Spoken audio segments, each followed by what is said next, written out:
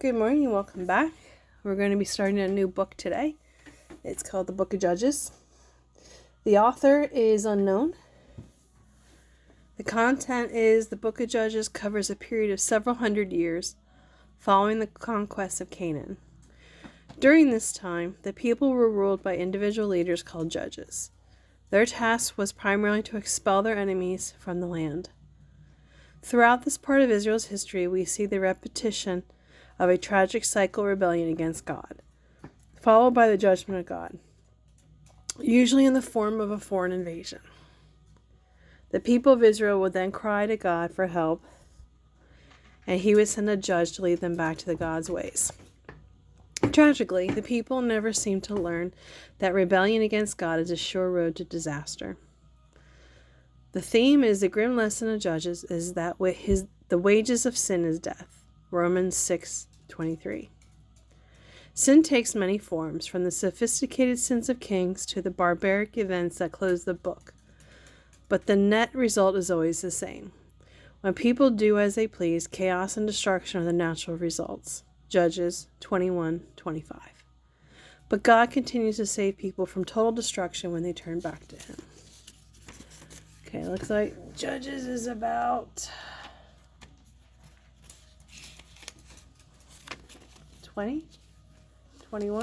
21 chapters. But before we get into chapter 1, Father, as I read and receive your word, may it deeply be rooted in me, so when difficulty comes, it will be your word that encourages and strengthens me. Amen. Excuse me.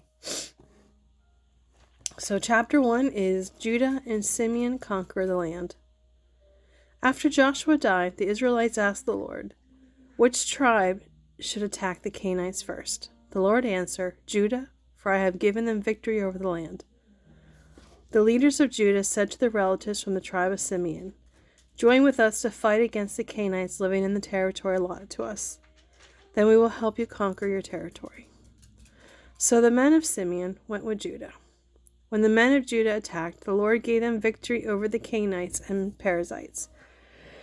And they killed 10,000 enemy warriors at the town of Bezek. While at Bezek, they encountered King Adoni-Bezek and fought against him. And the Canaanites and Perizzites were defeated. Adoni-Bezek escaped, but the Israelites soon captured him and cut off his thumb and big toes. Adoni-Bezek said, I once had 70 kings with thumbs and big toes cut off, eating scraps from under my table. Now God has paid me back for what I did to them. They took him to Jerusalem, and he died there. The men of Judah attacked Jerusalem and captured it, killing all its people and setting the city on fire. Then they turned south to fight the Canaanites living in the hill country. The Negev and the western foothills, Judah marched against the Canaanites in Hebron, formerly called Kiriath Arba, defeating the forces of Shisha, Ahiman, and Talmal. From there they marched against the people living in the town of Debir, formerly called Kiriath Sepher. Then Caleb said, I will give my daughter Ashka in marriage to the one who attacks and captures Kiriath Sepher. Othniel, the son of Caleb's younger brother, Kenaz, was the one who conquered it. So Aksa became Othniel's wife. When Aksa married Othniel, she urged him to ask her father for an additional field.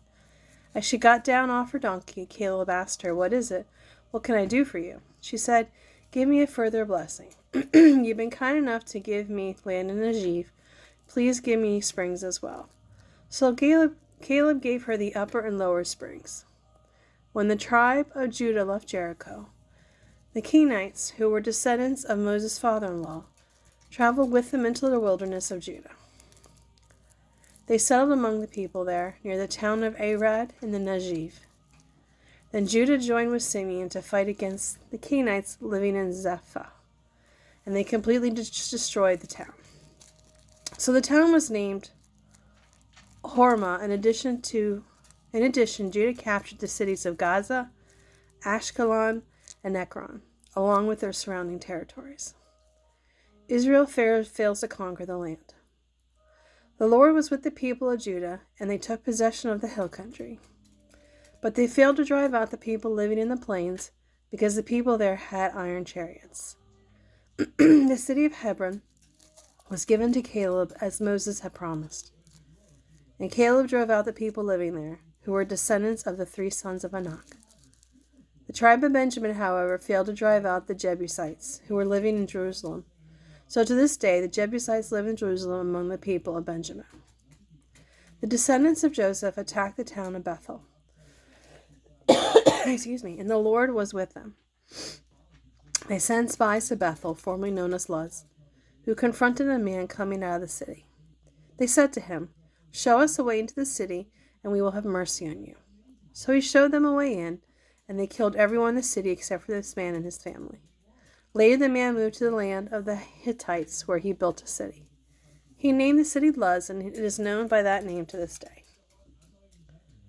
The tribe of Manasseh failed to drive out the people living in Bethshan, Tanash, Dor, Eblim, Megiddo, and their surrounding villages, because the Canaanites were determined to stay in that region.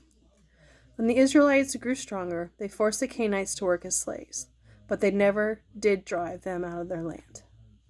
The tribe of Ephraim also failed to drive out the Canaanites living in Gezer, and so the Canaanites continued to live there among them. The tribe of Ephraim also failed to drive out the Canaanites living in Gezer, and so the Canaanites continued to live there among them.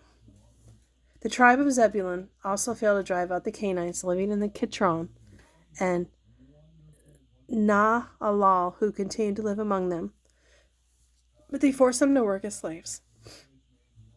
The tribe of Asher also failed to drive out the residents of Akko, Sidon, Alab, Akzib, Helba, Aphik, Rehob. In fact, because they did not drive them out, the Canaanites dominated the land where the people of Asher lived. The tribe of Naphtali also failed to drive out the residents of Beth Shemesh and Beth Anath. Instead, the Canaanites dominated the land where they lived.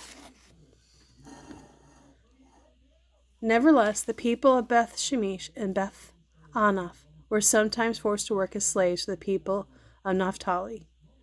As for the tribe of Dan, the Amorites forced them into the hill country and would not let them come down into the plains. The Amorites were determined to stay in Mount Heres, Ajalon, and Shalbim. Well, when the descendants of Joseph became stronger, they forced the Amorites to work as slaves. The boundary of the Amorites ran from Scorpion Pass to Salah and continued upward from there. Chapter 2. The Lord's messenger comes to Bokim. The angel of the Lord went up from Gilgal to Bokim with a message for the Israelites. He told them, "I brought you out of Egypt into this land that I swore to give your ancestors, and I said I would never break my covenant with you. For your part, you were not to make any covenants with the people living in this land. Instead, you were to destroy their altars. Why then have you disobeyed this my command? You were to destroy their altars. Why then have you disobeyed?" Oh, I already read that. "Since you have done this, I will no longer drive out the people living in your land. They will be thorns in your sides, and their gods will be a constant temptation to you." When the angel of the Lord finished speaking, the Israelites wept loudly. So they called the place Weeping, and they offered sacrifices to the Lord. The death of Joshua. After Joshua sent the people away, each of the tribes left to take possession of the land allotted to them. And the Israelites served the Lord throughout the lifetime of Joshua. And the leaders who outlived them, those who had seen all the great things the Lord had done for Israel. Then Joshua, son of Nun, the servant of the Lord, died at the age of 110. They buried him in the land he had inherited, at Timnath Serah in the hill country of Ephraim, north of Mount Gash. Israel disobeys the Lord. After that generation died, another generation grew up who did not acknowledge the Lord or remember the mighty things he had done for Israel. Then the Israelites did what was evil in the Lord's sight and worshipped the image of Baal. They abandoned the Lord, the God of their ancestors who brought them out of Egypt. They chased after other gods, worshipping the gods of the people around them. And they angered the Lord. They abandoned the Lord to serve Baal and the images of Ashtaroth. This made the Lord burn with anger against Israel. So he handed them over to marauders who stole their possessions. He sold them to their enemies all around, and they were no longer able to resist them. Every time Israel went out to battle, the Lord fought against them, bringing them defeat just as he promised, and the people were very distressed. The Lord rescues his people.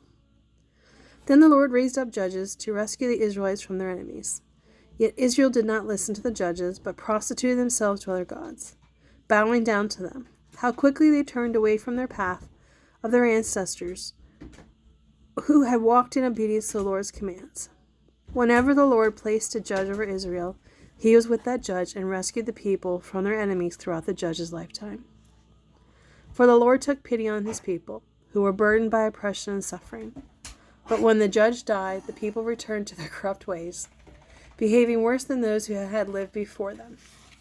They followed other gods, worshipping and bowing down to them. And they refused to give up their evil practices and stubborn ways. So the Lord burned with anger against Israel. He said, "Because these people have violated the covenant I made with their ancestors and have ignored my commands, I will no longer drive out the nations that Joshua had left unconquered when he died. I did this to test Israel, to see whether or not they would obey the Lord of their ancestors did. That is why the Lord did not quickly drive the nations out or allow Joshua to conquer them all." Well, thank you for joining me today. I appreciate you listening, and I will continue reading the book of Judges tomorrow. Have a great day.